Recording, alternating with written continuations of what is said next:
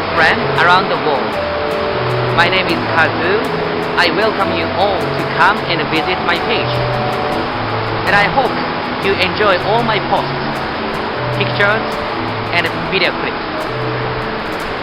I want to use this wonderful opportunity to say thank you all who have been leaving your wonderful comments, messages, and gifts.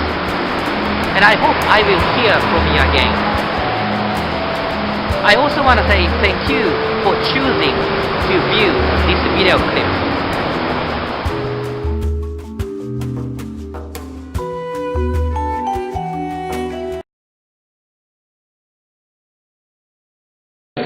My name is Robert Johansen. My immediate hope is that we will be able to institute a democratization process at the global level that will enable us to really democratize globalization.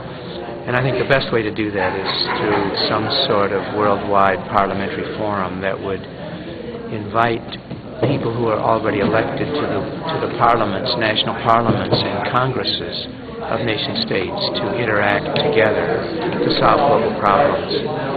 And the second hope is the United Nations will acquire the capability to do effective law enforcement and to hold individuals accountable for the major prohibitions against genocide, war crimes, crimes against humanity, crimes against the peace. By 2100, I hope we will have achieved both of these measures to some degree, that is, have a global parliamentary forum where all the democratically elected legislators from national parliaments will be meeting together, informally at least on the internet, in order to try to solve global problems together. And I think also the UN will have adopted a capability for law enforcement at the global level by that time. Okay, my name is Bill Pace. And my hope is that in the next 1 or 2 decades, the world community will achieve, finally, the ability to begin to fundamentally outlaw war and prevent conflicts that are warlike from occurring and to contain them with a combination of new regional and global institutions of democracy and justice, human rights, and the rule of law. And if the human race is able to put this plague spot of civilization behind them, I think we could have one of the most progressive periods of civilization in 1,000 years.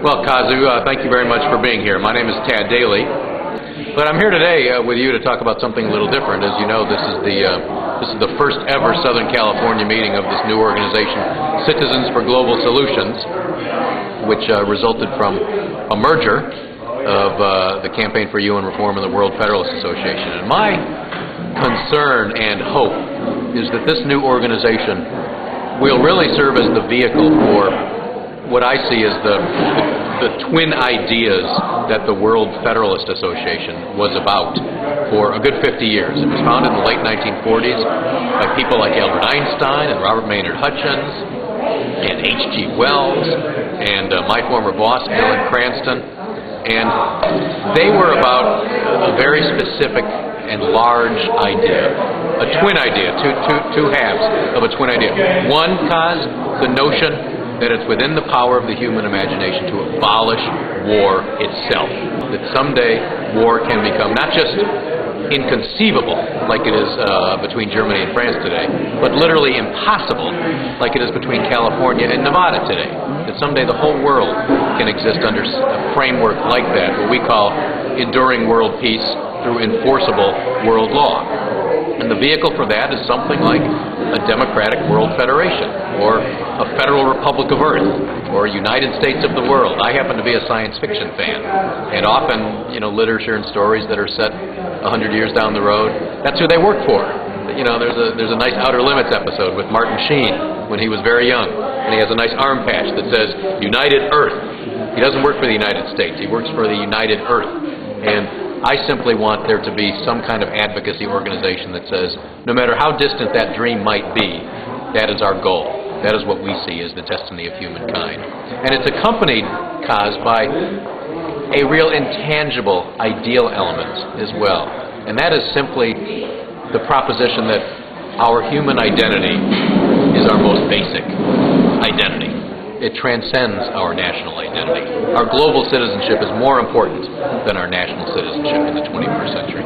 Our allegiance to our country must be transcended by our allegiance to humanity. Our patriotism must become larger than just a national patriotism. It must become a planetary patriotism. That is very much my vision for the world of the 21st century. That's very much what I hope this new organization, Citizens for Global Solutions, will advocate and articulate. And I have no doubt that 99 years from now, people will look back and say that was the great message, the great vision, the great story of the 21st century. Thanks. Thank you.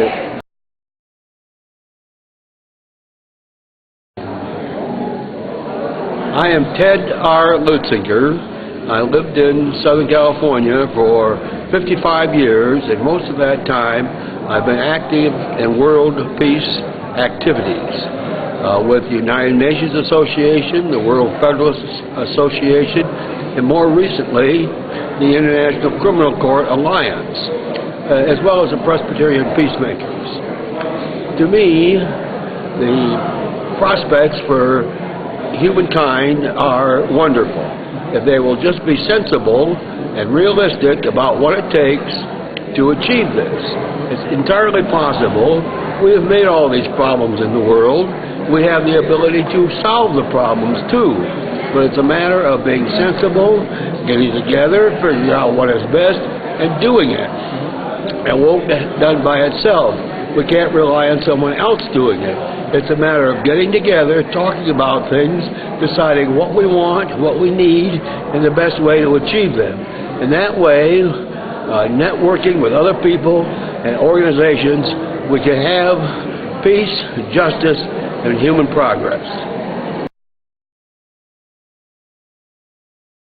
My name is Sean Butler. My vision, and hopefully our vision, for the future with respect to the International Criminal Court is for a world that is ruled by the rule of law, so that leaders and ordinary people are all governed by the same rules and are all held accountable if they do certain types of things. The International Criminal Court will deal with the crimes of genocide, war crimes, and crimes against humanity. And usually those are things where there's a horrendous suffering. So the two real goals of having the International Criminal Court are, one, to have a process of accountability where simply because you're a national leader, you can't say, we're going to do these terrible acts and get away with it because no one will hold us accountable. But secondly, and I believe most importantly, to deter people from engaging in those kinds of acts because they will know there is a system that will hold them accountable where there has not been such a system before.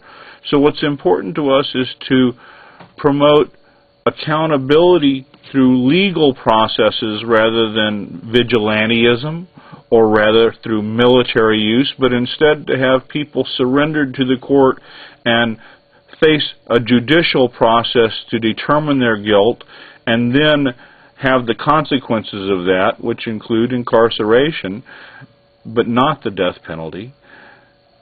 And again, as I said, more importantly, to have people have to think about maybe these things will happen to them so that they don't do these things in the first place, so that we can try to eliminate genocide, war crimes, and crimes against humanity. And I know that's probably a utopian dream, but it is still what we hope that this court will accomplish.